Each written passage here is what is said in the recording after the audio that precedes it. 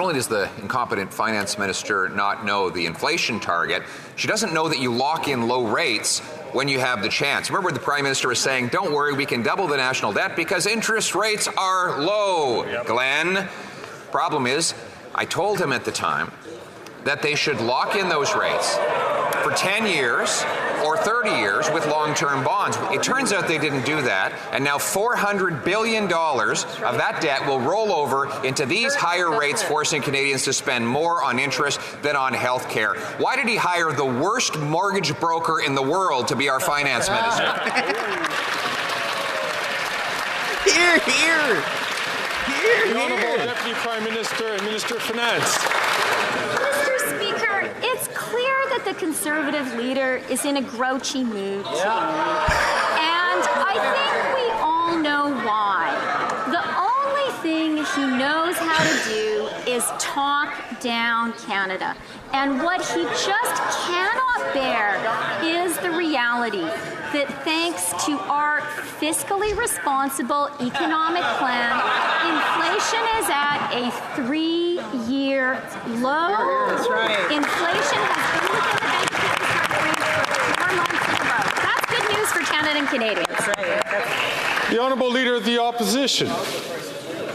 Think that you pay down debt by borrowing more, that you stop inflation by printing money, and that you fight the drug overdose crisis by legalizing hard drugs. So at least they're consistent in their irrationality, Mr. Speaker. But now they've been forced to backtrack right before the election on their legalization of hard drugs because Canadians are revolting against the policy. Today we have a motion that will be voted in the House to permanently ban hard drugs. Will this government vote for that motion, or will they admit that they plan to legalize drugs again after the next election?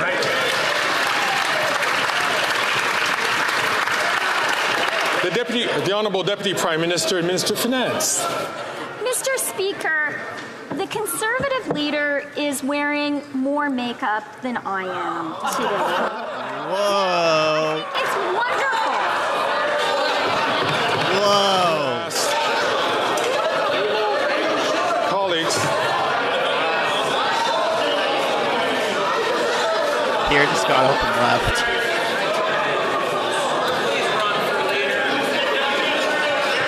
Order. Oh no, he's still there. I thought he left. He's still there. Order.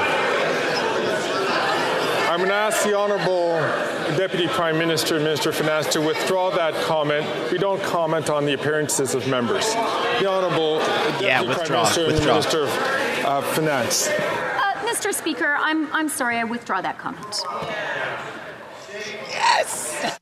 Can continue with her. She has 25 seconds left on the clock for her answer. The fact is, Mr. Speaker, the Conservative leader is phony all the way through. Whoa, come on, make her withdraw that too. When it comes to his concern about the economy, all he can do is talk our country down, and he is phony when he talks about his concern about the opioids crisis. He tries to score cheap partisan points. It's just not right, Mr. Speaker. Right. Come on, make her withdraw that too. The Honourable Member for Saint-Jean. It looks like the Liberals have just discovered they're sensitive to the francophonie cause. The Association Parlementaire de la Francophonie had 18 Liberals in 2021, 11 in 2022, and 22 in 2023. And then since last week, a sudden realization there are no fewer than 112 Freeland members of the Liberal caucus that are now members of the APF. Congratulations, Francophiles, thank you.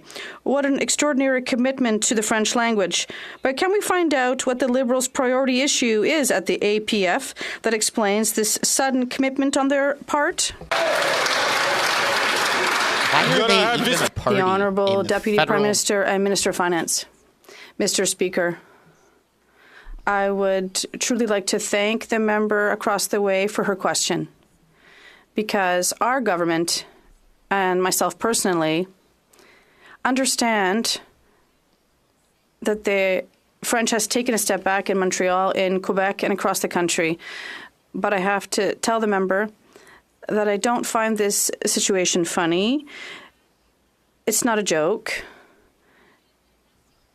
the Quebec nation is so important for us, as is the French language. The honourable member for Saint-Jean. If they didn't decide to stack the APF, it's not because they've had a sudden epiphany and they realize that French is under threat in Quebec and Canada and around the world. No, they signed up because nothing is more important to a Liberal than another Liberal. They have to stick together. They're there because they need to stave their friend from Glengarry, Prescott Russell, and then we'll never see them again. It might be a good idea for this government to work in the interests of the French language as hard as it works in the interests of the Liberals. Then I have this. The Honourable Deputy Prime Minister and Minister of Finance. Mr. Speaker, the French language in Montreal, in Quebec, and across Canada is very important for our government. We understand that there has been a decline in French, and we are going to always support the French language and Quebec culture and French culture across Canada. The honourable member from Burnaby.